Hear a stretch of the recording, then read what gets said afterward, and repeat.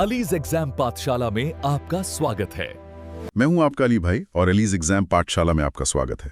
आज का हमारा ये जो गहन अध्ययन है ना, ये पूरी तरह से एक मोटिवेशनल ब्लूप्रिंट पर आधारित है। बिल्कुल। मतलब उत्तर प्रदेश पुलिस में जो 81,000 वैकेंसी का एक विशाल लक्ष्य सामने खड़ा है, उसे हासिल करने के लिए अब 60 दिन से भी कम समय बचा है। एकदम सही। परीक्षा की तारीखें आ चुकी हैं 8, 9 और 10 जून। तो समय न रेत की तरह मुट्ठी से फिसल रहा है। और इसीलिए ना इस ब्लूप्रिंट के मनोवैज्ञानिक पहलू को समझना सबसे बड़ी कुंजी है। तो इसी मिशन के साथ आज की इस विस्तृत चर्चा का जो विषय है वो है हिंदी में अलंकार और उसका संपूर्ण निचोड़। सबसे पहला बुनियादी सवाल जो दिमाग में आता है कि असल में ये अलंकार है क्या? अगर हम इसके शाब्दिक अर्थ पर जाएं तो अलंकार का सीधा अर्थ होता है आभूषण या गहना। अच्छा, गहना। हाँ, जिस तरह से गहने सुंदरता बढ़ाते हैं, बिल्कुल वैसे ही अलंकार काव्य की या कविता की शोभा बढ़ाते हैं। ये भाषा में एक चमत्कार पैदा कर देते हैं। जैसे पीडीएफ में एक बड़ा ही मजेदार उदाहरण दिया गया है। अगर हम बहुत साधारण सी बात कहें कि एक चीज है और चाहने वाले बहुत हैं, तो मजा नहीं आता। बिल्कुल नहीं। लेकिन इसी बात में अगर अलंकार डाल दिया जाए, एक अनार 100 बीमार, मतलब सामान्य सी बात में एकदम जान आ गई। एकदम सही पकड़ा। और यहीं से ना अलंकार के प्रकार निकल कर आते हैं। मुख्य रूप से इसके 3 भेद माने जाते हैं: शब्दालंकार, अर्थालंकार और उभयालंकार। शब्दालंकार में सारा जादू शब्दों में होता है, अर्थालंकार में चमत्कार अर्थ में छिपा होता है और उभयालंकार में दोनों का मिश्रण होता है। और यहाँ ना एक बहुत ही जरूरी प्रो टिप है हमारी पीडीएफ में, वो ये कि परीक्षा के दृष्टिकोण से केवल शब्दालंकार और अर्थालंकार ही सबसे महत्वपूर्ण है। तो चलिए स्लाइड 3 पर चलते हैं और शब्दों के चमत्कार यानी शब्दालंकार से शुरू करते हैं, जिसमें सबसे पहले आता है अनुप्रास। बिल्कुल। अनुप्रास के 5 भेद बताए गए हैं। ये पांचों प्रकार अक्सर कंफ्यूज कर देते हैं। इन्हें कैसे समझें? देखिए, अनुप्रास का सीधा मतलब है किसी वर्ण की आवृत्ति, यानी उसका बार बार आना। सबसे पहला है वृत्यानुप्रास। वृत्यानुप्रास, हाँ। इसमें एक ही वर्ण बार बार लगातार आता है और एक घेरा या वृत्त बन जाता है। जैसे तरणी, तनुजा, तट, तमाल। यहाँ त वर्ण लगातार आ रहा है। या फिर वो खड़क सिंह के खड़कने से, यहाँ ख की आवृत्ति है। अरे वाह, ये तो बुलेट ट्रेन की तरह है, लगातार। और दूसरा प्रकार है छेकानुप्रास। इसका क्या मतलब है? छेकना। हाँ, छेक छेक कर आना, मतलब गैप दे के आना। एक या अनेक वर्ण एक से अधिक बार आते हैं, लेकिन रुक रुक कर। जैसे पीडीएफ का उदाहरण है रिझी रिझी रहसी रहसी हंसी हंसी। यहाँ आवृत्ति तो है पर जोड़ों में रुक कर। या फिर बंदो गुरुपद पदुम, पहले प फिर द फिर वापस प। समझ गया। इसके बाद तीसरा है लाटानुप्रास, जो बहुत ही दिलचस्प है। इसमें तो पूरा का पूरा शब्द या वाक्य खंड ही बार बार आ जाता है। हाँ बिल्कुल। पीडीएफ में है ना, पूत सपूत तो क्यों धन संचय, पूत कपूत तो क्यों धन संचय। पूरा वाक्य ही रिपीट हो गया और अर्थ समान है लेकिन तात्पर्य अलग है। एक और है उत्तरा के धन, उत्तरा के पास। और इसकी ट्रिक तो गजब है। क्या ट्रिक है? पीडीएफ वाली ट्रिक, सारे शब्द दोबारा दें तो लाठा उठा लो, लाठा से लाटानुप्रास। अरे वाह, ये ट्रिक तो दिमाग में छप जाएगी। लाटानुप्रास के बाद चौथा आता है अंत्यानुप्रास। इसके नाम में ही इसका रहस्य है। अंत मतलब पद के अंत में तुक या राइम मिलनी चाहिए, जैसे गाने के बोल में होता है। बिल्कुल। जैसे जय हनुमान ज्ञान गुण सागर, जय कपीस तीहू लोक उजागर। यहाँ गर गर की तुक मिल रही है, ये अंत्यानुप्रास है।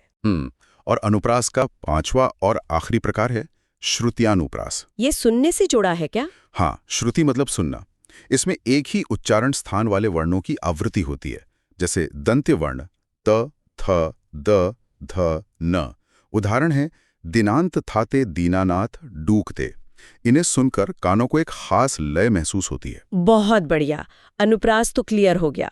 अब स्लाइड 4 पर आते हैं, जहां यमक, श्लेष, वक्रोक्ति और वीप्सा है।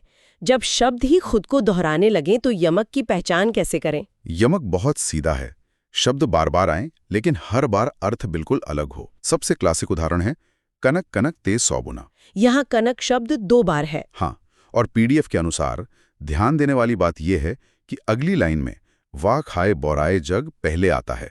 इसलिए पहले कनक का अर्थ धतूरा है और दूसरे का सोना। एकदम सही, खाया तो धतूरा ही जाएगा ना। और श्लेष अलंकार क्या है? इसमें और यमक में बहुत लोग फंसते हैं। इनके लिए जल। मतलब यमक में शब्द अनेक अर्थ अनेक, श्लेष में शब्द एक अर्थ अनेक। बिल्कुल। फिर वक्रोक्ति और वीप्सा भी हैं। वक्रोक्ति तो ऐसा है जैसे सुनने वाला जानबूझकर बात का गलत मतलब निकाल ले, है ना? हाँ, जैसे कोई पूछे कौन द्वार पर, तो जवाब मिला हरि, मैं राधे। अब राधा जी ने कृष्ण यानी हरि का अर्थ जानबूझकर वानर समझ लिया और कहा क्या वानर का काम यहाँ? ये तो कॉमेडी हो गई। और विप्सा बहुत सरल है, इसमें आदि बोधक चिन्ह के साथ शब्द दोहराना, जैसे हरे हरे या वावा। बिल्कुल सही। चलिए अब स्लाइड 5 पर अर्थालंकार के द बिग 3 पर आते हैं। उपमा, रूपक और उत्प्रेक्षा। पर पहले ये उपमेय और उपमान का चक्कर क्या है? ये नींव है। देखिए, उपमेय वह है जिसकी तुलना की जा रही है और उपमान वह है जिसका मान पहले से बड़ा हो, जिससे तुलना की जाए। जैसे मुख की तुलना चंद्रमा से। अच्छा, तो इन बिग 3 के बीच का भ्रम कैसे दूर करें परीक्षा में? बहुत आसान है। सबसे पहले उपमा। इसमें समानता होती है। बस वाचक शब्द याद रखिए, सा, सी, से, सम, सरिस जैसा। जैसे मुख चंद्र सा है या पीपर पात सरिस मंडोला। यहाँ सा और सरिस आ गए। हाँ, और एक नोट भी है कि प्रतीप अलंकार इसका उल्टा होता है। ठीक है, फिर रूपक में क्या होता है? रूपक में अभेद आरोप होता है, कोई सास ही नहीं, सीधा वही बता दिया जाता है। अक्सर इसमें शब्दों के बीच योजक चिन्ह या हाइफन आता है, जैसे चंद्रमुख या चरण कमल बंदो हरि राय। यहाँ सीधे चरणों को कमल मान लिया गया है। हाँ, जैसे मैया मैं तो चंद्र खिलौना ले हूं, मतलब चांद ही चाहिए खिलौने के रूप में। एकदम सही। और तीसरा है उत्प्रेक्षा। इसमें संभावना होती है। इसकी पहचान के शब्द हैं मानो, जानो, जनु, मनहु। जैसे मुख मानो चंद्र है या सोहत ओढ़े पीत पटु मनो नीलमणि शैल पर। जहां मनहु देखा तुरंत उत्प्रेक्षा पे टिक लगा दो। बिल्कुल। अब स्लाइड 6 और 7 की तरफ बढ़ते हैं। अर्थालंकार के कुछ और महत्वपूर्ण भेद हैं। भ्रांतिमान और संदेह के बीच क्या अंतर है? दोनों में शंका ही तो है। बहुत बड़ा अंतर है। भ्रांतिमान में इंसान वहम को सच मान लेता है और उसी के अनुसार काम कर देता है। जैसे ओस बिंदु चुग रही हंसिनी मोती उन्हें जान। हंसिनी ने ओस को मोती समझ लिया और चुगने लगी। अच्छा, एक्शन ले लिया। हाँ, या फिर नाक का मोती अधर की कांति से। यहाँ तोता नाक के मोती को अनार का दाना समझकर चोंच मारने की सोच रहा है। और संदेह में? संदेह में अंत तक शंका बनी रहती है, कुछ समझ नहीं आता। वाचक शब्द होते हैं कि या अथवा। जैसे सारी बीच नारी है कि नारी बीच सारी है। यहाँ दुशासन को चीरहरण के समय समझ ही नहीं आ रहा कि साड़ी के अंदर नारी है या नारी की ही साड़ी बनी है। संदेह बना रहा। और एक अनन्वय भी है ना, जहाँ उपमेय की तुलना स्वयं उपमेय से ही होती है। जैसे राम के जैसे सिर्फ राम है। बिल्कुल सही। इसके बाद स्लाइड 7 पर अतिशयोक्ति है, मतलब बात को बहां चढ़ाकर कहना। जैसे हनुमान की पूंछ में लगन न पाई आग, या फिर साकेत नगरी है यही जो स्वर्ग से मिलने जा रही है। और मानवीकरण भी है, जहाँ निर्जीव में मानव के गुण दिखाएं। जैसे मेघ आए बड़े बंठन के, या फूल हंसे कलियां मुस्काएं। बादल और फूल इंसानों की तरह सजसवर या हंस रहे हैं। विभावना और विरोधाभास भी बहुत पूछे जाते हैं। विभावना मतलब बिना कारण के काम होना, बिनु पद चले सुने बिनु काना, या बिना बादल बरसात। और विरोधाभास में सीधा सीधा विरोध दिखता है। जैसे ज्यों ज्यों बूढ़े श्याम रंग त्यों त्यों उज्जवल होए। काले रंग में डूबकर कोई उज्जवल कैसे हो सकता है? यही विरोधाभास है। और आखिर में दृष्टांत, जहां एक बात कहकर दूसरा उदाहरण दिया जाए, जैसे करत करत अभ्यास ते। बिल्कुल। तो थ्योरी तो पूरी हो गई, अब असली परीक्षा शुरू होती है। स्लाइड 8 से लेकर 15 तक के जो 37 MCQ है ना, उन्हें हम एक एक करके डिकोड करते हैं। एकदम तैयार हूँ। चलिए स्लाइड 8 के पहले 5 सवाल देखते हैं। पहला, काव्य की शोभा वाले तत्व। उत्तर है अलंकार। फिर अलंकार के भेद, तो शब्द, अर्थ और उभय। तीसरा, कौन सा शब्दालंकार नहीं है? उत्तर रूपक है, क्योंकि रूपक अर्थालंकार है। हमने भी पढ़ा था। चौथा है तरिणी तनुजा में अनुप्रास का भेद, ये वृत्यानुप्रास है, क्योंकि त की आवृत्ति है। और पांचवा, पूत कपूत में अलंकार, तो ये लाटानुप्रास है, पूरा वाक्यखंड दोहराया गया है। एकदम सही। अब स्लाइड 9 पर आते हैं। छठा सवाल रिजी रिजी, ये छिकानुप्रास है। 7वां रघुकुल रीति, ये अंत्यानुप्रास है। आई जाई तुक मिल रही है। 8वां सवाल कनक कनक में अर्थ पूछा है, तो धतूरा और सोना, क्योंकि वह खाए पहले हैं। बिल्कुल। 9वां है जेते तुम तारे, ये यमक है। एक तारे का मतलब उद्धार करना और दूसरा आसमान के सितारे। और 10वां काली घटा का घमंड घटा, ये भी यमक है, बादल और कम होना। अब स्लाइड 10 सवाल 11 से 15। 3 बेर खाती थी, यमक, समय और फल। सजना है मुझे सजना के लिए, ये भी यमक, मेकअप और पति। और 13वां रहीमन पानी राखिए, श्लेष है, मोती मानुष चून। 14वां सुबरन को खोजत फिरत, ये भी श्लेष है, सुंदर शब्द, सुंदर स्त्री और कीमती वस्तु। और 15वां को तुम इत आए कहा, घन श्याम हैं हम, ये वक्रोक्ति है, क्योंकि कृष्ण का अर्थ काले बादल निकाला गया जानबूझकर। बहुत बढ़िया। अब स्लाइड 11 सवाल 16 से 20 अर्थालंकार की तरफ। माला फेरत जुग भया, यमक है, मन का यानी मोती और हृदय। जहां गांठ तहां रस नहीं, ये श्लेष है, गन्ने की गांठ और मन का भेद। 18वां है अलंकार शास्त्र में उपमेय का अर्थ क्या है। उत्तर है जिसकी तुलना की जाए, और 19वां उपमान का अर्थ जिससे तुलना की जाए।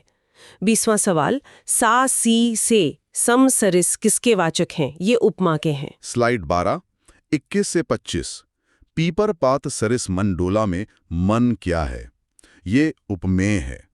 मुख बाल रवि सम लाल होकर, ये उपमा है, समवाचक शब्द है। जहां उपमेय और उपमान के बीच अभेद स्थापित हो, वो रूपक है। चरण कमल बंदो, ये भी रूपक है। मैया मैं तो चंद्र खिलौना लेहों, ये भी रूपक है, क्योंकि सीधा चंद्रमा चाहिए। बिल्कुल। अब स्लाइड 13 26 से 30 उपमेय में उपमान की संभावना कहाँ होती है? उत्प्रेक्षा में। सोहत ओढ़े पीत पटु मनहु, ये उत्प्रेक्षा है, मनहु के कारण। 28वां उपमेय की तुलना स्वयं उपमेय से, अन्वय। 29वां हनुमान की पूंछ में लगन न पाई आग, अतिशयोक्ति। और साकेत नगरी है यही, यह भी अतिशयोक्ति है। अंतिम भाग स्लाइड 14 और 15 31 से 35 देखते हैं। सादृश्य के कारण भूलवश दूसरी वस्तु समझ लेना भ्रांतिमान है। नाक का मोती अधर की कांति से, ये भी भ्रांतिमान है, क्योंकि तोते को भ्रम हुआ। और सारी बीच नारी है, संदेह अलंकार, क्योंकि की वाचक शब्द है। 34वां मेघा आए बड़े बंठन के, मानवीकरण। फूल हंसे कलियां मुस्काई, यह भी मानवीकरण। और आखिरी 2 सवाल 36 और 37 ज्यों बूढ़े श्याम रंग, ये विरोधाभास है, काला रंग बढ़ने से उजाला होना। और अंतिम बिनु पद चले सुने बिनु काना, ये विभावना है, बिना कारण काम होना।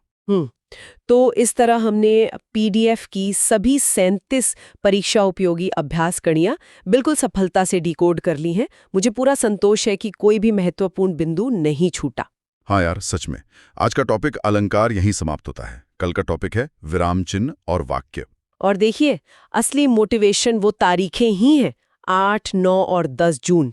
अपनी वर्दी और माता पिता के सपने ही सबसे बड़ी प्रेरणा है। बस लगातार रिवीजन करते रहें। बिल्कुल। और अंत में एक विचार छोड़कर जा रहा हूं। सोचिए, जब अगली बार आप कोई फिल्म का गाना सुनेंगे या कोई आम कहावत सुनेंगे, तो आपका दिमाग खुद ब खुद उसमें यमक या श्लेष ढूंढने लगेगा।